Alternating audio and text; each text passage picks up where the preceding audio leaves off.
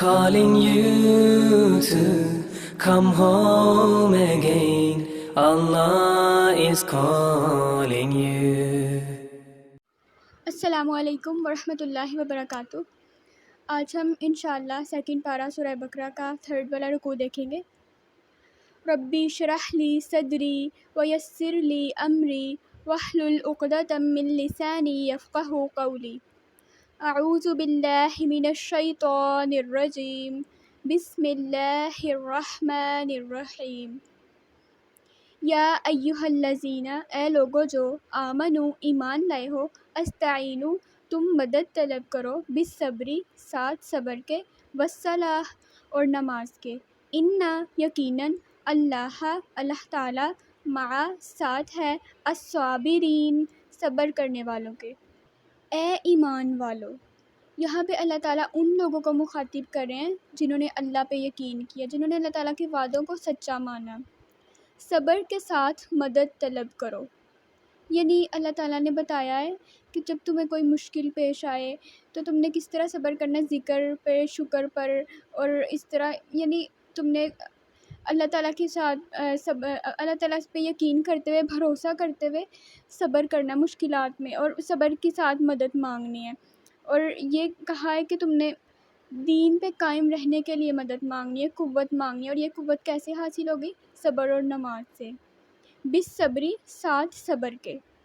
صبر کیا ہوتا ہے کہ اپنے نفس کو مرغوب چیزوں سے روکنا، یعنی وہ چیزیں جو ہمیں تو پسند ہے لیکن اللہ تعالیٰ نے ان چیزوں سے روکا ہے، اللہ تعالیٰ کے منع کیے ہوئے کاموں سے رکنا، اور اللہ تعالیٰ کے جو اطاعت کے راستہ ہے نا، اس پہ اپنے آپ کو چلانا، اپنے نفس کو اس پہ چلنے کے قابل بنانا، اور مصائب کو برداشت کرنا صبر ہے۔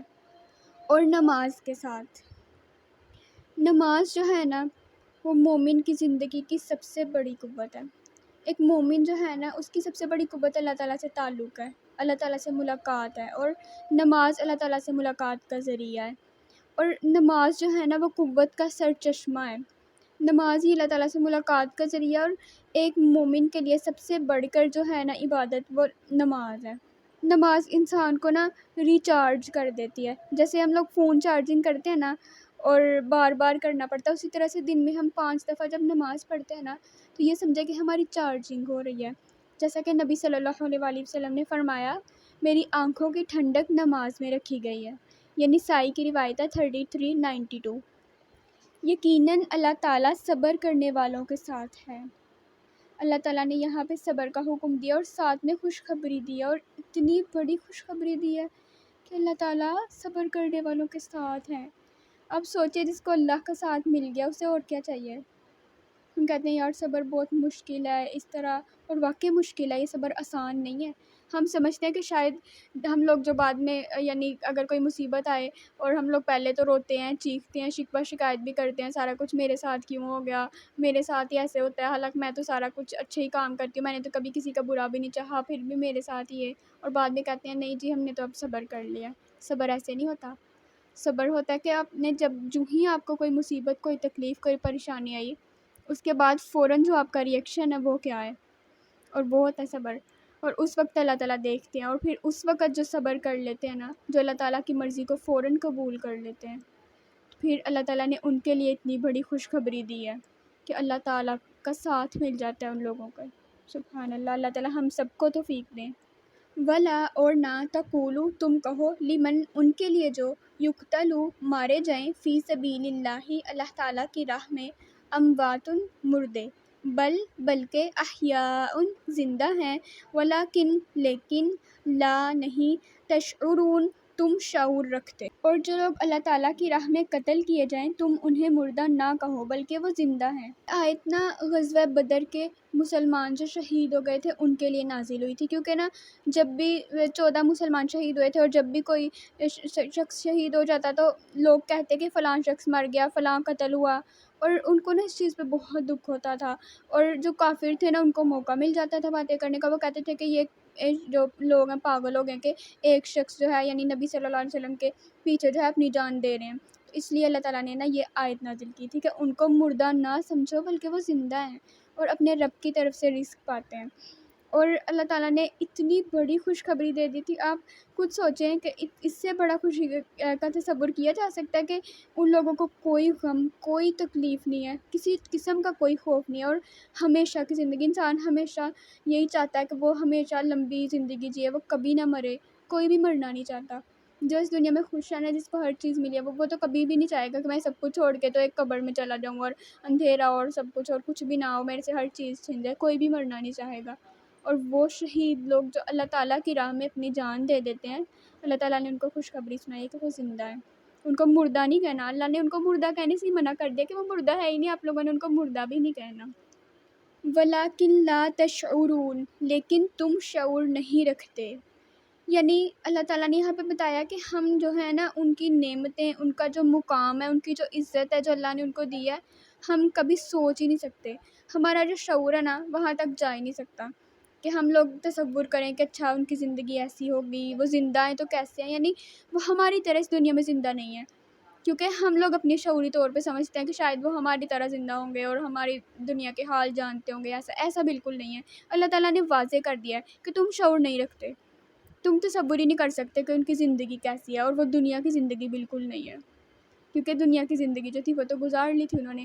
وہ ہمیشہ کے لیے زندہ ہو گئے ہیں، اور ان کو جو رزق ہے ان کے رب کی طرف سے ملتا ہے. ان کو اللہ تعالیٰ نے یہ خوشخبری دی ہے. نبی صلی اللہ علیہ وآلہ وسلم نے فرمایا ہے کہ اس ذات کی قسم جس کے ہاتھ میں میری جان ہے، میری آرزو ہے کہ میں اللہ تعالیٰ کے راستے میں قتل کیا جاؤں، پھر زندہ کیا جاؤں، پھر قتل کیا جاؤں، اور پھر زندہ کیا جاؤں، اور پھر قتل کر دیا جاؤں، پھر زندہ کیا جاؤں، اور پھر قتل کیا جاؤں. یہ صحیح بخاری کی روایت ہے 2797. ہمارے دل میں بھی یہ خواہش ہونی چاہیے کہ اللہ تعالیٰ ہمیں بھی شہادت کی موت دینا. اللہ تعالیٰ ہم سب کو بھی شہادت کی موت دیں. آمین ثم آمین. نیکسٹ آیت ہے وَلَنَبْلُوَنَّكُمْ، اور یقیناً ہم ضرور آزمائیں گے تمہیں، بِشَیْءٍ ساتھ کسی چیز کے، من الخوف خوف سے، والجوع اور بھوک سے، ونقص اور نقصان سے، من الاموال مالوں کے، والانفس اور جانوں کے، والثمرات اور پھلوں کے، وبشری اور آپ خوشخبری دے دیں الصابرین صبر کرنے والوں کو. اور یقیناً ہم ضرور آزمائیں گے. یعنی اس آیت میں اللہ تعالیٰ نے ہمیں بتایا ہے کہ اللہ تعالیٰ جو ہے نا ہمیں ضرور آزمائیں گے.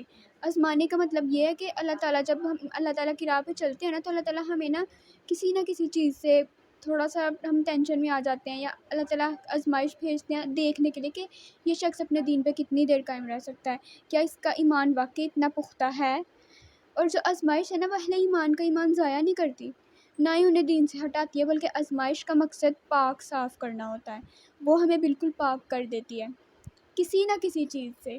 یعنی اللہ تعالیٰ نے نا اس آیت میں ہمیں بتایا کہ خوف، بھوک، مالی نقصان، جانی نقصان، پھلوں، رزق، اور ہر شخص کو یعنی کسی نہ کسی چیز جو ہے نا اس کی پریشانی ضرور ہوتی ہے. اس دنیا میں ہر شخص جو ہے نا وہ کسی نہ کسی مصیبت، پریشانی میں، ٹینشن میں ضرور ہے. کوئی ایک شخص بھی ایسا نہیں ہوگا جو آپ یہ کہیں کہ وہ بہت خوش ہے. ہاں، ہم انٹرنیٹ پہ دیکھتے ہیں بہت سی پکچرز اور یہ، اور ہمیں لگتا ہے کہ شاید وہ اپنی زندگی میں ایسے ہی خوش ہیں، لیکن ایسا بالکل نہیں ہے. ہر شخص جو ہے نا، جتنے بھی اس دنیا میں لوگ ہیں، چاہے وہ مسلمان نہیں بھی ہیں، لیکن ان کو کسی نہ کسی طرح کی پریشانی ہے. خوف سے، من الخوفی. اب یہ خوف سے مراد جو ہے دشمنوں کا خوف ہے. یعنی ایک تو خوف یہ ہو سکتا ہے نا کہ یا ہم پہ کوئی حملہ نہ کر دے، ہمارا دین جو ہے وہ کہیں ہم سے چھین نہ لیا جائے. یعنی اللہ تعالیٰ سے دعا کرنی چاہیے کہ اللہ تعالیٰ ہمیں اپنے دشمنوں سے حفاظت میں رکھے، کیونکہ ہمارے جو دشمن ہیں نا وہ ہمیشہ چاہتے ہیں کہ مسلمانوں کو کسی طرح سے تنگ کریں، ان کو تکلیف پہنچائیں. اور جب ہمیں تکلیف پہنچتی ہے، ہمیں کوئی نقصان ہوتا ہے، تو ان کو بہت خوشی ہوتی ہے. اور بھوک سے مراد یہ کہ یا تو فاقہ ہوگا، یا مطلب ان کے پاس اتنا مال نہیں ہوگا کہ وہ اپنی بھوک مٹا سکیں. اور یا پھر بھوک یہ والی ہے کہ جس طرح ہم روزے رکھتے ہیں، تو اللہ تعالیٰ رمضان میں نا ہم لوگوں سے یہ ایک قسم کی بھوک جو ہے نا اس کی آزمائش ہوتی ہے کہ ہم کتنی دیر اللہ تعالیٰ کے لیے بھوک برداشت کر سکتے ہیں. اور مالوں کے نقصان سے، یعنی مال کا چلے جانا. اللہ نہ کرے کسی کے ساتھ کوئی ایسا معاملہ ہو گیا کہ ڈاکہ ہو گیا اس کے گھر میں، یا اس کے پیسے گم ہو گئے، یا مال جو ہے وہ ضائع ہو گیا، گھر میں آگ لگ گئی ہے جیسے سیلاب آیا تھا اس طرح. تو یہ ایک طرح سے مال کے نقصان ہے. اور جانوں کے نقصان جانی نقصان، کسی کو موت آ گئی، کوئی مرض ایسے لاحق ہو گیا اس کا، یا کسی نے قتل کر دیا جنگ کی وجہ سے، یا جس طرح بھی سیلاب آیا اس کی وجہ سے، آفتوں کی وجہ سے، یہ جانی نقصان ہے. اور پھلوں کے نقصان سے، یعنی فصلوں کے نقصان سے، اور باغات جو ہوتے ہیں ان کا، اور پھل سے مراد نا اولاد بھی ہے، یعنی اگر آپ کی اولاد ہے اور اس کی ڈیتھ ہو گئی ہے اس طرح سے بھی، اور اس پہ بھی اللہ تعالیٰ نے آزمائش رکھی ہے۔ یعنی اللہ تعالیٰ نے یہاں پہ نا بتا دیا وہ سب طریقے کے اللہ تعالیٰ کس کس طرح سے آزما سکتے ہیں ہمیں بھوک سے آزمایا جا سکتا ہے، ہماری مالوں کے یا جانوں کے نقصان سے بھی آزمایا جا سکتا ہے، یا ہمیں کسی چیز کا خوف دلا کے۔ اب خوف صرف جو ہے ہمیں دشمن کا نہیں، خوف ہر طرح کا ہو سکتا ہے، کسی بھی چیز کا۔ ہر شخص جو ہے نا کسی نہ کسی چیز سے نا اس کے دل میں ایک ہوتا ہے کہ ہائے کہیں ایسا نہ ہو جائے، اور پتہ ہے جس چیز سے ہم ڈر رہے ہوتے ہیں نا کہ ایسا نہ ہو جائے، اللہ تعالیٰ ویسے ہی ہم سے آزمائش لیتے ہیں اور دیکھتے ہیں کہ ہم کتنا ثابت قدم رہیں گے۔ تو اللہ تعالیٰ نے اس میں یہاں پہ ہمیں بتایا کہ اللہ تعالیٰ ہم سے کس طرح کی آزمائش لے سکتے ہیں، اور اس کے بعد اللہ تعالیٰ نے کیا کہا ہے، وَبَشِّرِ الصَّابِرِينَ، اور صبر کرنے والوں کے لیے خوشخبری ہے۔ یعنی جو صبر کرنے والے ہیں نا وہی اچھے انجام پہ پہنچیں گے، انہی کو بشارت ہے، اور جو صبر نہیں کریں گے ایسے معاملوں میں ان کے لیے پھر کوئی بشارت نہیں ہے، کیونکہ یہاں پہ صبر کرنے والوں کے ساتھ انہوں نے کہا کہ وَبَشِّرِ الصَّابِرِينَ، صبر کرنے والوں کے لیے خوشخبری ہے۔ الذین، وہ لوگ، اذا، جب، اصابتہم، پہنچتی ہے ان کو، مصیبت، کوئی مصیبت، قالوا، وہ کہتے ہیں، انا، بے شک ہم، للہ، اللہ تعالیٰ ہی کے لیے ہیں، وانا، اور بے شک ہم، الیہ، طرف اس کے، الراجعون، لوٹنے والے ہیں۔ وہ لوگ کہ جب کوئی مصیبت ان پر آتی ہے، یعنی مصیبت سے مراد ہر طرح کی تکلیف ہے یا مشقت ہے جو اپنی ذات کو یا گھر والوں کو یا مال کو یا ارد گرد کے وہ لوگ جن سے محبت کرتے ہیں ان کو پہنچے نا، وہ مصیبت ہے۔ اللہ تعالیٰ نے یہاں پہ نا صابرین کے بارے میں بتایا ہے کہ، اور وہ لوگ بھی ہیں کہ جب ان پہ مصیبت آتی ہے تو کیا کہتے ہیں، قالوا انا للہ، بے شک ہم اللہ تعالیٰ کے لیے ہیں، یعنی ان کے دل سے آواز نکلتی، کوئی مشکل، کوئی پریشانی، کوئی تکلیف ہو تو وہ کہتے ہیں کہ ہم اللہ ہی کے ہیں، ہم اللہ تعالیٰ کے لیے ہیں، اپنا معاملہ جو ہے نا وہ اللہ تعالیٰ کے سپرد کر دیتے ہیں۔ وَإِنَّا إِلَيْهِ رَاجِعُونَ، اور بے شک ہم اسی کی جانب لوٹنے والے ہیں، یعنی اپنے سارے امور جو ہے نا وہ اللہ تعالیٰ کی طرف لوٹا دیتے ہیں، اور ہر معاملہ جو ہے وہ اللہ تعالیٰ کے حوالے کر دیتے ہیں کہ ہم جو ہیں اللہ تعالیٰ ہی کے لیے ہیں اور اللہ تعالیٰ ہی کی طرف ہم نے لوٹ کے جانا ہے۔ تو اگر کوئی چیز اللہ نے واپس لے بھی لیا تو کوئی بات نہیں، یا اس طرح پریشانی آ بھی گئی ہے کوئی بات نہیں، الحمدللہ۔ یہ آیت جو ہے نا اس میں اللہ تعالیٰ نے ہمیں ایک دعا سکھائی ہے کہ جب کوئی مصیبت پہنچے نا، ایسے ہم لوگ یہ آیت جو ہے نا انا للہ و انا الیہ راجعون، یہ صرف کسی کی ڈیتھ پہ پڑھتے ہیں، لیکن آپ نے صرف یہ ڈیتھ پہ نہیں پڑھنی بلکہ آپ کو کسی بھی قسم کی کوئی بھی تکلیف پہنچی ہے نا، چوٹ لگ جائے، آپ نے تب بھی یہ پڑھنی ہے۔ کوئی تکلیف بھی پہنچی ہے، آپ کے پاؤں میں کوئی چیز چبھ گئی ہے تب بھی آپ یہی پڑھیں گے، انا للہ، ہم اللہ ہی کے ہیں۔ اور یہ دعا جو ہے ہمیں اللہ تعالیٰ نے سکھائی ہے، تو اس دعا کو چھوڑنا نہیں ہے، کیونکہ یہ دعا جو ہے یہ اللہ تعالیٰ نے خاص بتائی ہے کن لوگوں کو، جو صبر کرتے ہیں وہ اس طرح کرتے ہیں، یعنی جو ہم لوگ ہوتے ہیں نا تھوڑی سی تکلیف ہوتی تو ہم لوگ ہائے چوٹ لگ گئی اور رونے لگ گئے، چیخنے لگ گئے، چلانے لگ گئے، ایسے نہیں کرنا، ایک مومن کا رویہ ایسا نہیں ہوتا۔ نیکسٹ آیت دیکھتے ہیں، اولئک، یہی لوگ ہیں، علیہم، جن پر، صلوات، کئی مہربانیاں ہیں، من ربہم، ان کے رب کی طرف سے، اور رحمت، اور رحمت، واولئک، اور یہی لوگ، ہم، وہ سب، المہتدون، ہدایت پانے والے ہیں۔ یہی لوگ ہیں جن پر ان کے رب کی طرف سے کئی مہربانیاں ہیں، یعنی یہ آیت بھی پچھلی آیت سے کنیکٹڈ ہے کہ اللہ تعالیٰ نے کہا ہے کہ جو لوگ صبر کرتے ہیں نا ان پر اللہ تعالیٰ کی بہت سی برکتیں ہیں، رحمتیں ہیں، برکتیں اور مغفرت ہے اللہ تعالیٰ کی ان سب کے لیے، ورحمت، اور بڑی رحمت ہے، یعنی اللہ تعالیٰ کی طرف سے عظیم رحمت ہے ان پر، اور رحمت سے مراد اس آیت میں یہ ہے کہ اللہ تعالیٰ ان کی تکلیف کو دور کر دیتے ہیں، ان کی جو حاجت ہے نا اس کو پورا کر دیتے ہیں۔ نبی صلی اللہ علیہ وسلم نے فرمایا، مسلمان کو جو بھی تھکان، بیماری، فکر، غم یا تکلیف پہنچتی ہے، حتیٰ کہ کانٹا بھی چبھتا ہے، تو اس کی وجہ سے اللہ تعالیٰ اس کے گناہ معاف فرما دیتا ہے۔ یہ صحیح بخاری کی روایت ہے 5641۔ اور یہی لوگ ہدایت پانے والے ہیں، مہتدون، ہدایت پانے والے۔ ہدایت سے مراد کیا ہے کہ وہ سعادت، یعنی جو ہمیں ایمان کے کمال راستے پہ چلا دے، یعنی ہم لوگ مکمل طور پر جو ہے نا صرف اور صرف اللہ تعالیٰ کی مانیں، نفع مند علم اور عمل صالح کی توفیق ہدایت ہے، ٹھیک ہے۔ اور جب ہدایت پا لیتے ہیں نا کوئی، تو اس کا مطلب کیا ہے کہ آپ کی جو مصیبتیں ہیں نا وہ آسان ہو جائیں گی، آسان کر دی جائیں گی، کیوں؟ کیونکہ اللہ تعالیٰ کی رحمت ہے نا، اللہ تعالیٰ نے کہا ہے نا کہ ان لوگوں پر اللہ تعالیٰ کی مہربانی ہے اور رحمت ہے، سوچے جس پہ اللہ تعالیٰ کی رحمت ہو گئی تو اس کو کسی اور چیز کی ضرورت ہے کیا؟ نہیں، اسے کسی چیز کی ضرورت نہیں ہے، پھر اس کو ہر چیز مل گئی۔ سبحانک اللہم و بحمدک نشہد ان لا الہ الا انت نستغفرک و نتوب الیک۔